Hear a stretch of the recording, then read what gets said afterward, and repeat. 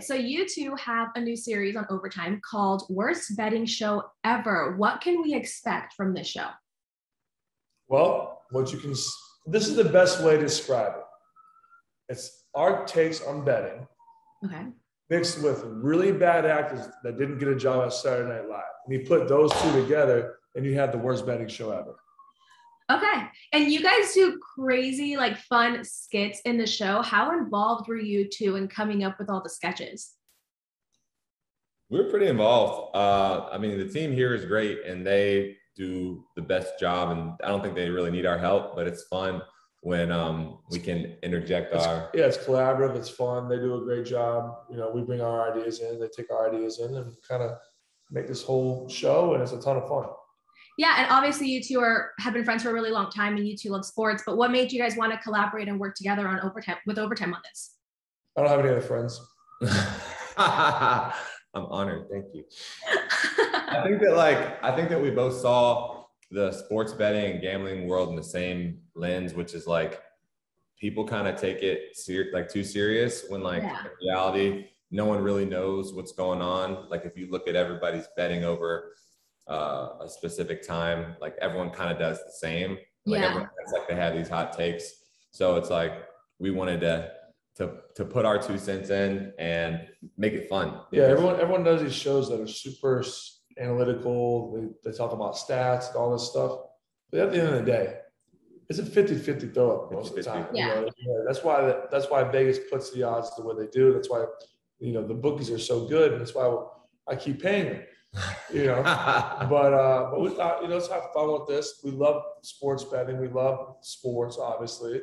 Let's take a fun take on it. So that's what we've been doing. Okay, nice. And so, who is the better between the two of you? I think it depends on the week. Like I think Tyler had a really good week last week, and the week before, like I don't think I won a game last week, but I think Tyler knows more about football in general, so he probably does better overall. Okay. It really just varies. I mean, you can know as much as you want to know, but at the end of the day, you know, anything can happen. You get lucky sometimes. But yeah, I had a great week last week though. It was hot. Love that for you.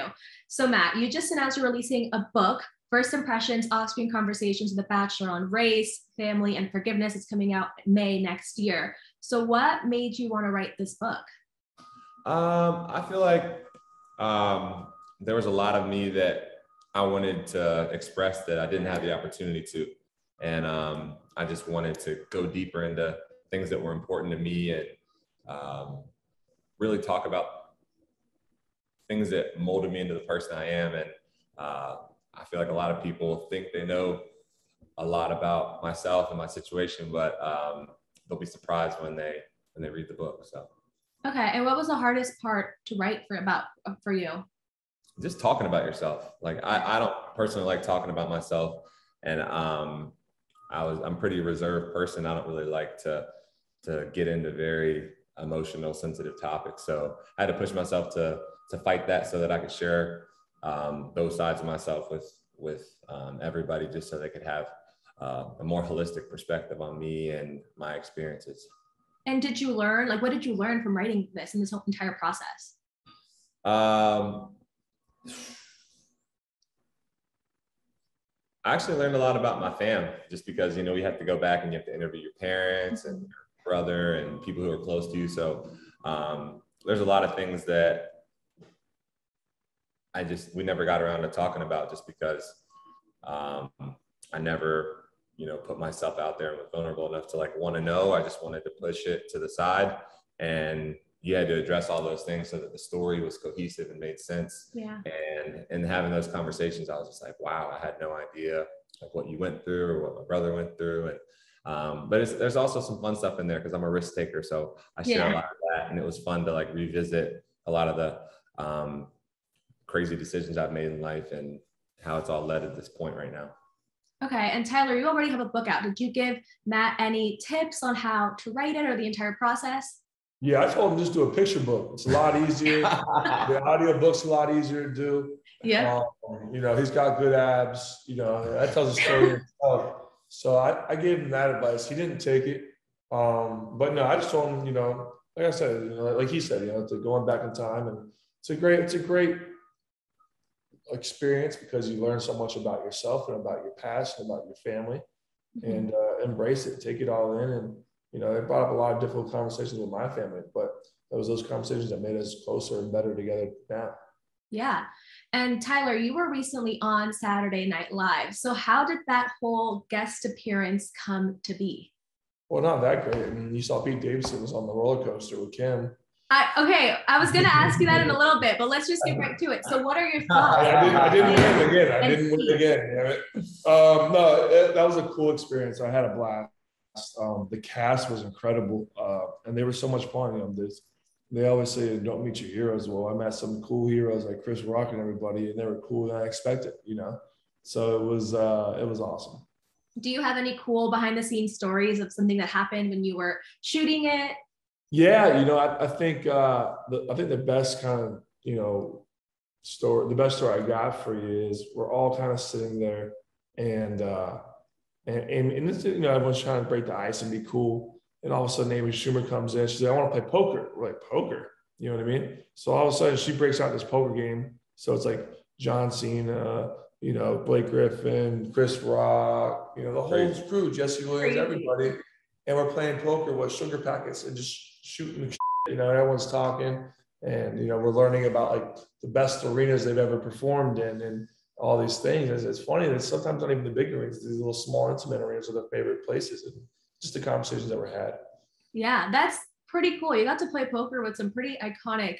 I know. I won a hand on a straight. I didn't even know I had a straight. I was just trying to bluff.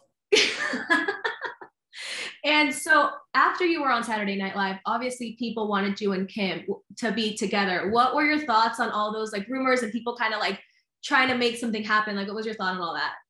No, I mean, it just shows you how ridiculous people are, you know, but, you know, but it was funny. We all enjoyed it. We all got tons of laughs out of it. It was a great time. But yeah, at the end of the day, once again, I think I got second place. I think she picked Pete Davidson, and that's that. So no hard feelings between you and Pete? It's okay? No hard feelings at all, Pete. You know, best of luck, my friend. And so, Matt, you and Rachel are so cute together on Instagram. How has this past year been like for the two of you? It's been great, you know, not having to answer to producers or anybody else. We just get to live our own lives, and it's been fun to live life with her. It's been fun for, you know, people to see us outside of a very structured format and see us, you know, who we really are. And it's been fun. I'm looking forward to spending more time with her. What's next in your relationship? Are you guys living together now? Or are you just taking it day by day, see what happens? See, people like you are the problem. You're trying to push us to live. Why don't you tell them what y'all do? Why don't you tell them the truth? Huh? Why don't you tell them the truth? Yeah, just tell the truth. I'm just kidding. He's like, whose side are you on, Tyler? No, we're just taking things every day at a time, and we're not putting anybody else's expectation on our relationship. We're just two normal people trying to have a normal relationship. Really normal. Well, we all wish you guys the best. And now switching gears a little bit, you're both running the New York City Marathon this weekend. How has training for that been like? It's been tough. It's been really tough. Trying to travel and be busy and run. Yeah. We knocked out our 18 miles together.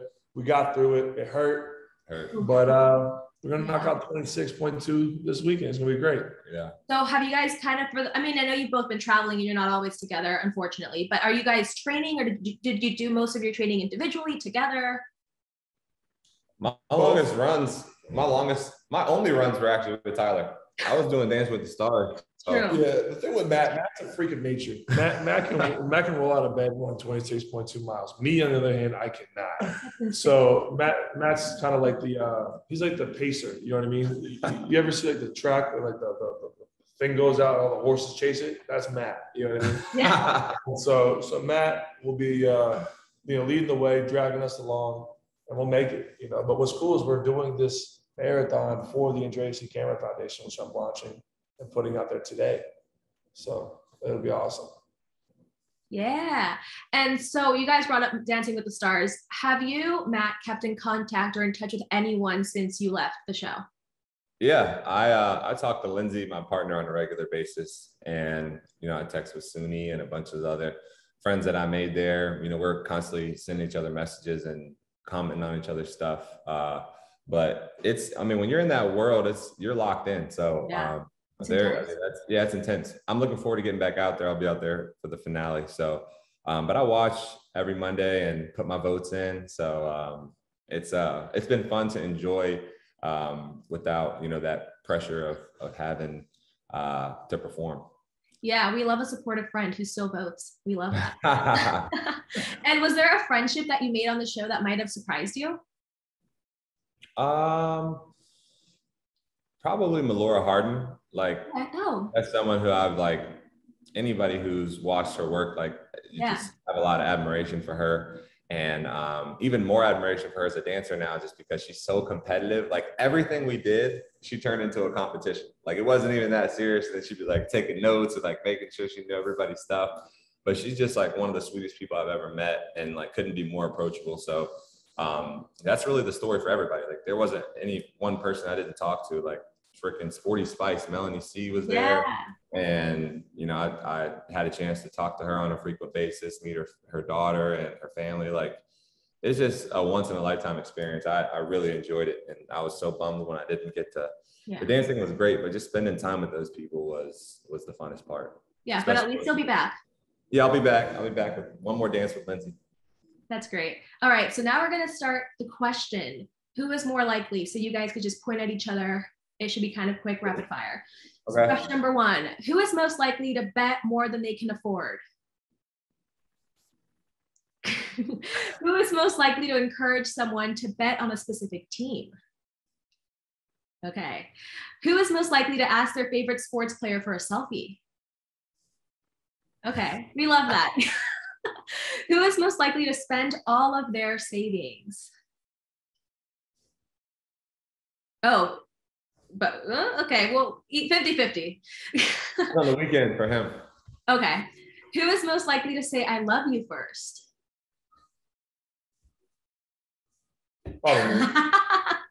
Who is most likely to get married first? You're on your way. You didn't tell them? You want me to tell them? Wait, what? We both have breaking news. Yeah. News right here? I'll tell yours. No. Never mind. Okay, I'm gonna keep my eyes peeled on your Instagram for any exciting announcements in the near future. Yeah, you thought book announcement was big. Yeah. Who is most likely to lose their phone on a night out? Okay. Who is most likely to cry during a rom-com?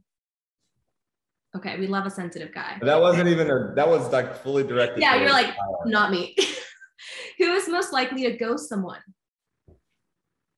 Oh no. King of ghosting. He ghosts me. Are you just a bad texter, or? I'm the worst. Oh my God, he's the worst texter in the world. Worst. I had a lot that was the other day. It was literally 100 blue dots.